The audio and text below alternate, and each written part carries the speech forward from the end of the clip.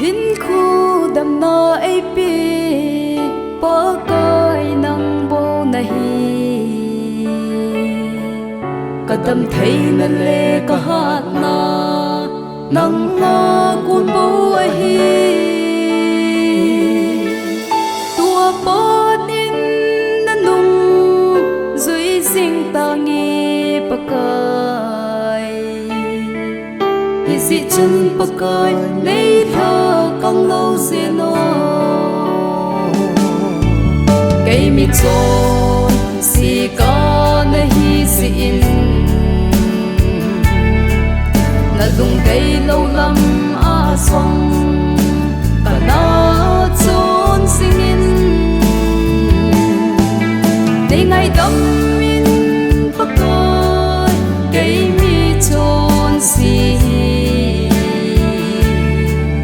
ngày đâm theo lôm hi dung lên đi ngay đâm mô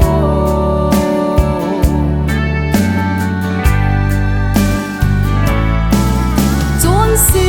cả hi bố phê kỹ ta ta cả hin khu sinh dòng kỹ chát na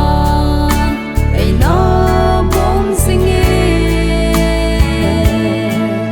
bác coi xin anh ấy tu ta hi alo pi in aki dang nghe tu apa din zon se kita punge cây mi chôn si có nơi hi xin na dung cây lâu lắm a song cả nó trốn sinh in để ngày đâm in bắc coi cây mi trôn si ngày đâm theo lôm hi dung lên đi ngay đâm mô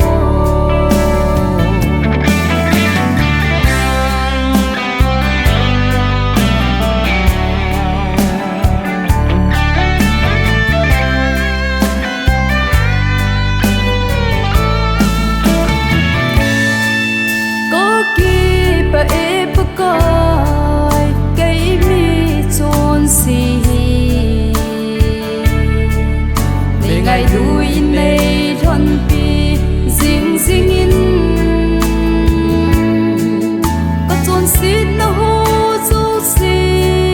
ngày tâm cả hin thu mê là câu thiên xuân cây mơ này pi in cây mi chôn si có nơi hi xin